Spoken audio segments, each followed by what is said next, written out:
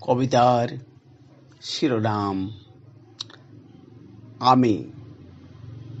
কলমে কণ্ঠে কবি বনবিহারী কুমার।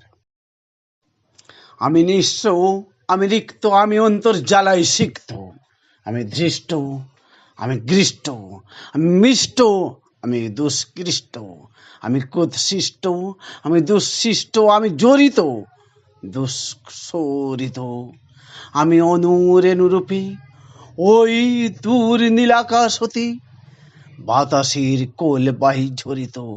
আমি সমাজ স্বস্থান হতে অতি দূরে ক্ষিপ্ত, আমি বিক্ষিপ্ত, আমি অতি ক্ষিপ্ত, আমি পিষ্ট, আমি ক্লিষ্ট, আমি দুর্লিপ্ত, আমি ভ্রান্ত, উদ্ভ্রান্ত, আক্রান্ত, উৎক্রান্ত, নিষ্ক্রান্ত, সকল হৃদয় হতে বহিষ্ক্রান্ত, আমি একান্ত, কুখান্ত, আমি উপদ্রুত, বিদ্রুত, আমি অত্যন্তে ভাসন্ত, স্বগোত্রীয় উপহসন্ত, আমি দুষন্ত, আমি একেবারে শেষ দিশন্ত, আমি শান্ত, দান্ত, ক্ষয়ন্ত।